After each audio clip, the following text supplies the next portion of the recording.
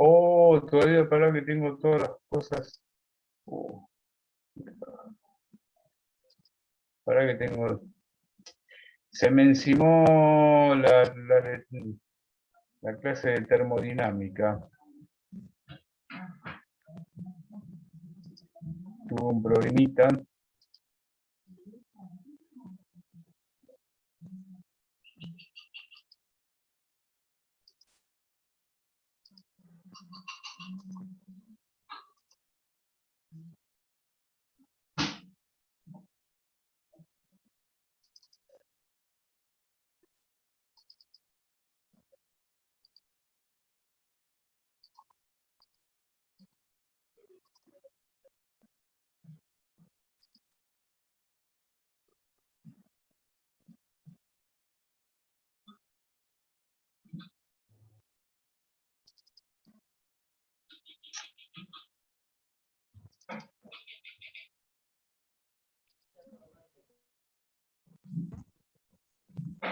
Buenas tardes, profe.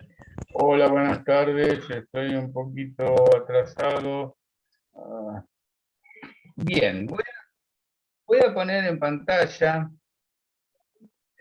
algo que avísenme cuando ustedes lo vean, cuando vean algo distinto.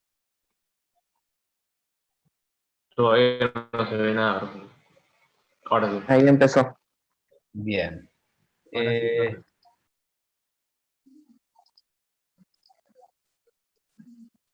Bien, este es un avión volando en vuelo recto y nivelado. Las fuerzas que hay actuando en el avión las conocen, si no se las presento. La sustentación, que es la fuerza o elevación. El peso, weight, bien, lift, es la sustentación. La tracción de las hélices o el empuje de los motores y la resistencia al avance, la fuerza que se opone al avance. Si estas cuatro están en equilibrio, el avión vuela en vuelo recto y nivelado. Si el peso es mayor que la sustentación, desciende. Al revés, si la sustentación es mayor que el peso, asciende. Si la tracción es mayor que la resistencia, se acelera. Y si la resistencia es mayor que la tracción, se desacelera. Bien, en líneas generales la sustentación tiene que ser igual al peso. Después vamos a ver, cuando veamos alas, que para un vuelo determinado la sustentación tiene que ser igual al peso. Pero en esta fórmula, que es la fórmula de sustentación, un medio de la densidad por la tasa al cuadrado por el CL, que esta es la fórmula de sustentación, hay solo dos variables o dos cosas que pueden variar. La densidad depende de la altura, o sea que si volamos a una altura determinada, ya no es más una variable. Nos quedaría, acá le está faltando la superficie alar en esta fórmula, el profesor se ve que andaba pensando en otras cosas. Bien, la superficie alar no la podemos modificar. Las dos cosas posibles de modificar son el CL, vía ángulo de ataque. Recuerdan que el coeficiente de sustentación solo dependía del ángulo de ataque, y la TAS, la velocidad verdadera. Bien, que también podría llamarse AS acá. Y eso tiene que ser igual al peso. Como el peso no cambia o cambia muy lento de acuerdo al consumo de combustible o a los pasajeros que tiremos por la ventanilla, tengo que ir regulando el ángulo de ataque y la velocidad. O sea, podemos volar con más ángulo de ataque y menor velocidad, o con más, con más ángulo de ataque y menor velocidad, o con más velocidad y menor ángulo de ataque.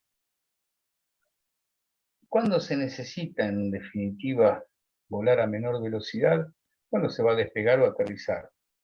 Y en ese caso, lo que se hace es aumentar el ángulo de ataque. ¿Hasta cuándo? Y hasta que entre en pérdida de sustentación.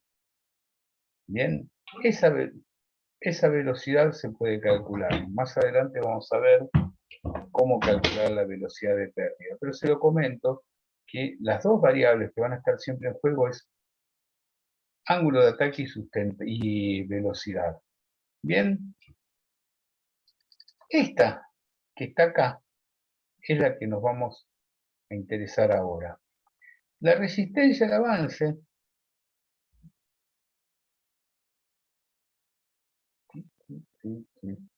la resistencia al avance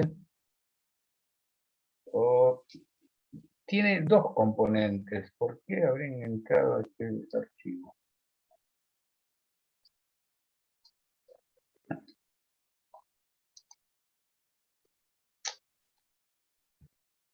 Voy a salir de pantalla de esta y voy a entrar a otra. Me gusta más otro archivo que tengo por acá.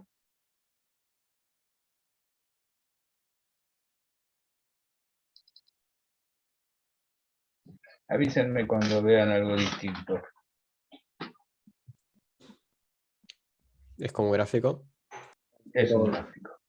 Bien, este era el gráfico que habíamos visto de resistencia. Yo les había dicho que la resistencia iba creciendo a medida que aumentaba el ángulo de ataque. Bien, que solo dependía, este CD, que es el coeficiente de resistencia al avance, solo dependía del ángulo de ataque.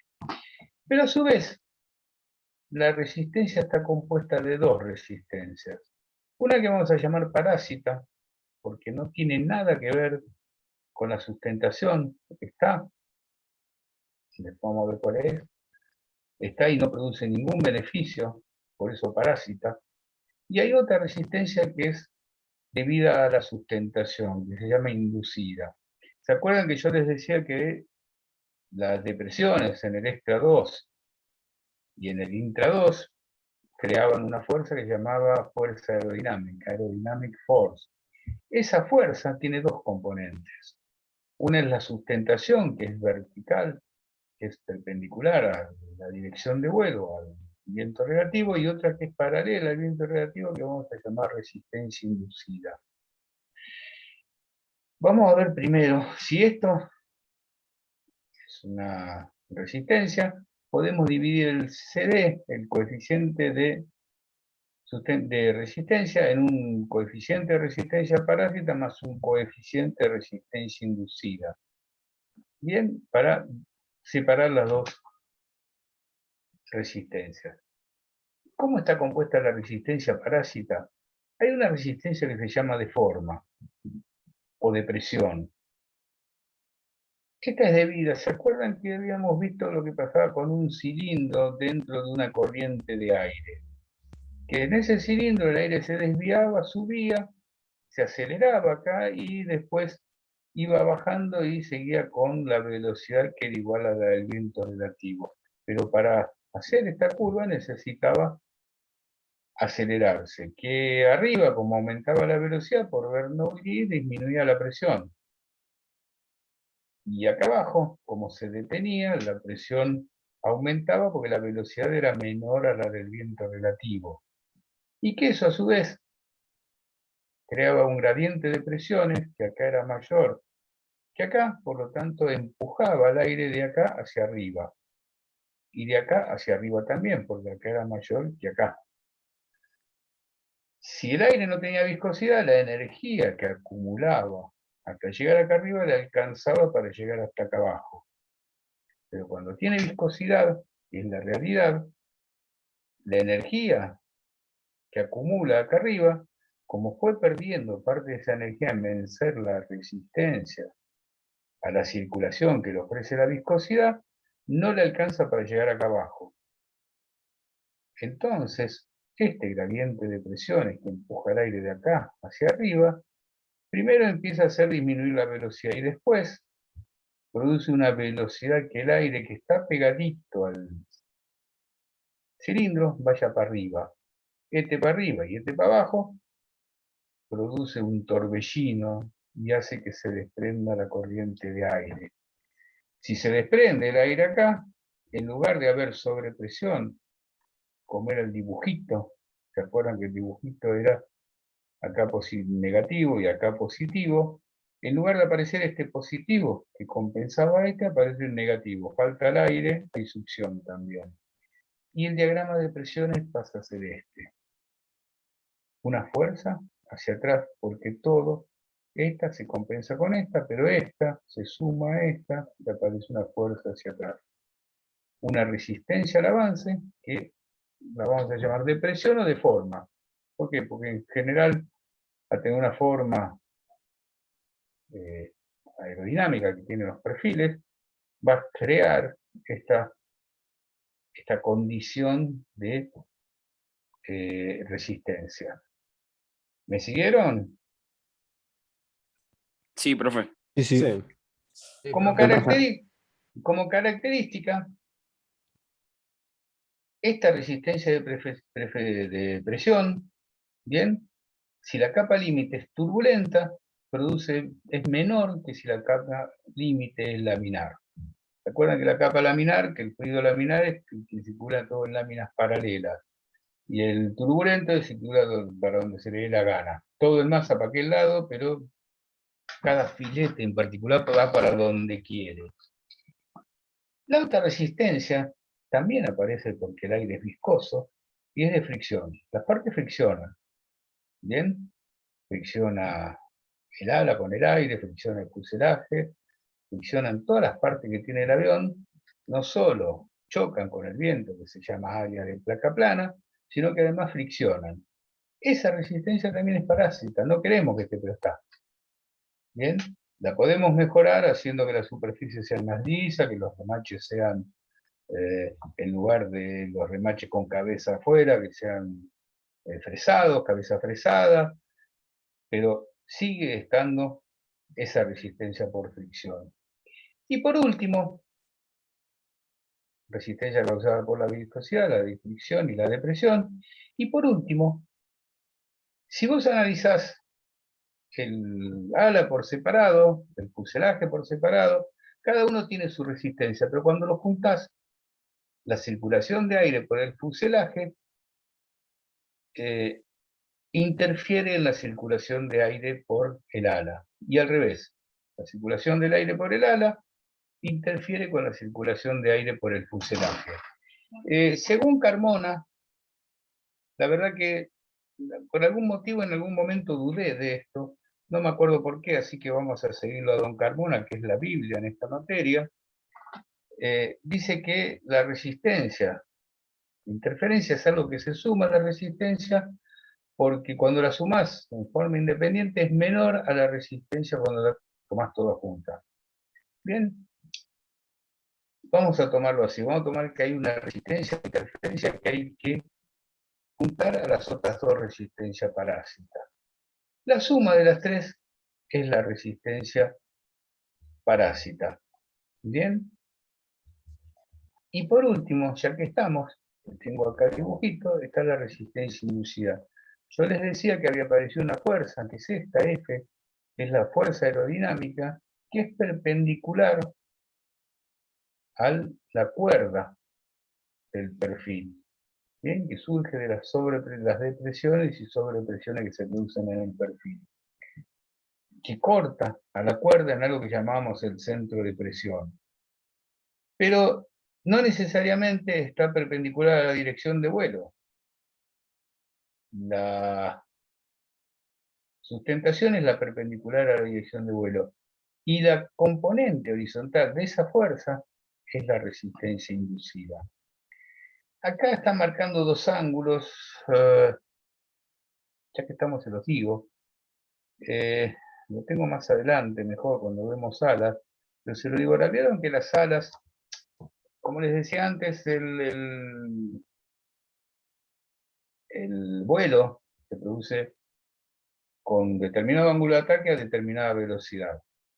Pero generalmente a velocidad de crucero necesitamos un determinado ángulo de ataque para que el ala sustente lo que necesita. Por lo cual las alas se colocan con un calado, con un determinado ángulo entre la cuerda y el eje longitudinal. Bien, este es el eje longitudinal del avión. Y esta es el ala.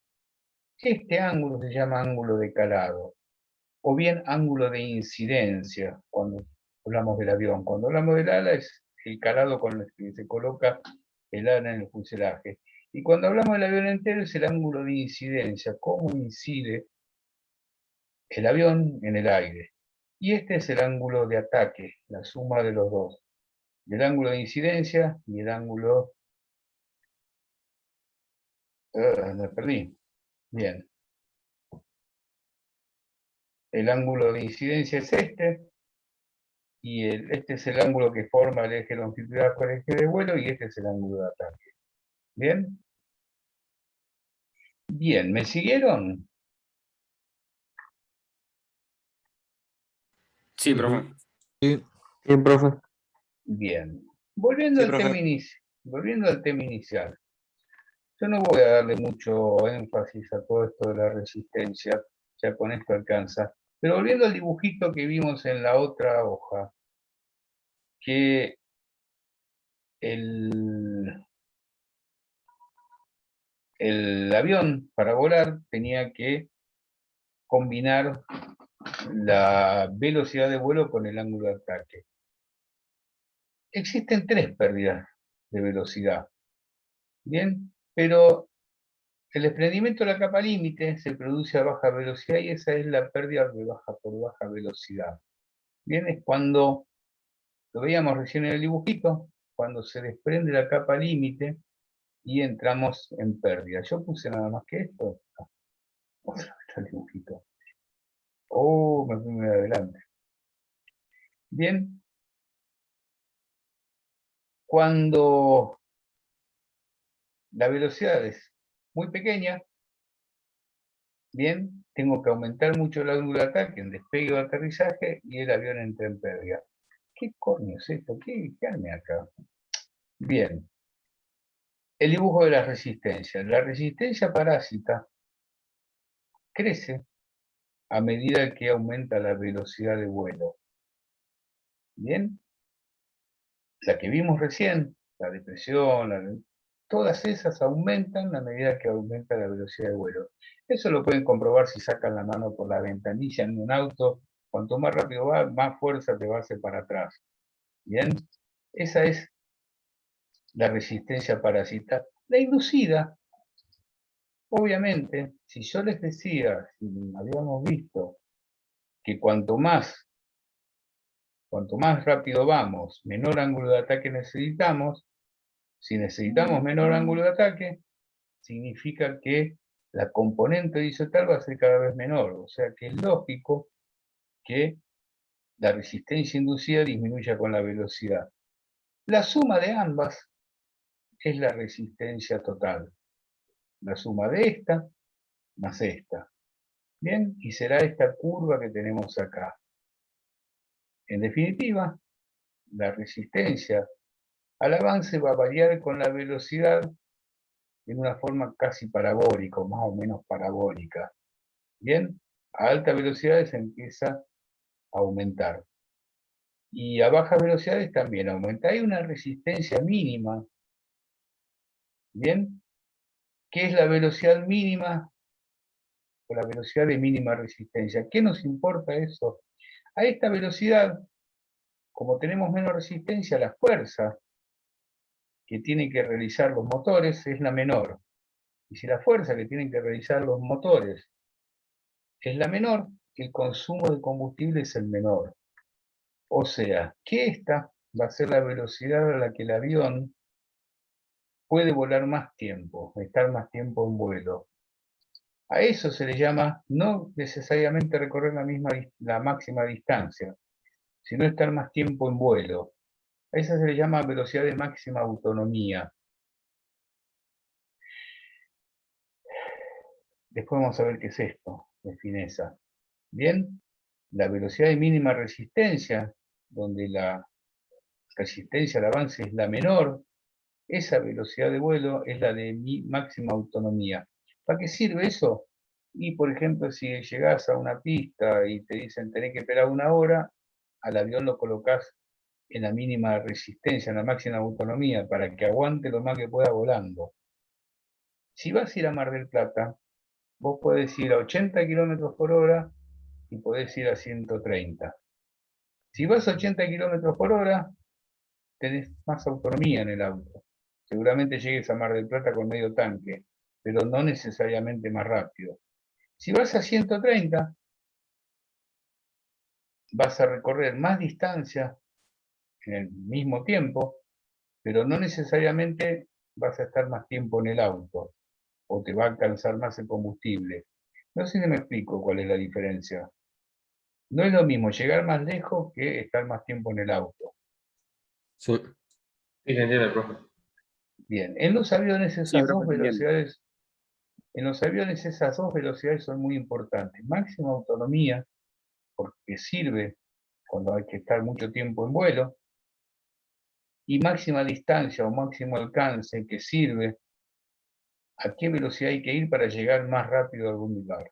O llegar más lejos, mejor dicho, más que más rápido, llegar más lejos a algún.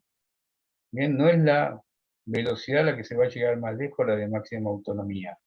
Por ahí tenemos más tiempo, pero llegamos más cerca. Bien. Voy a dejar esta pantalla. Voy a pausar la grabación.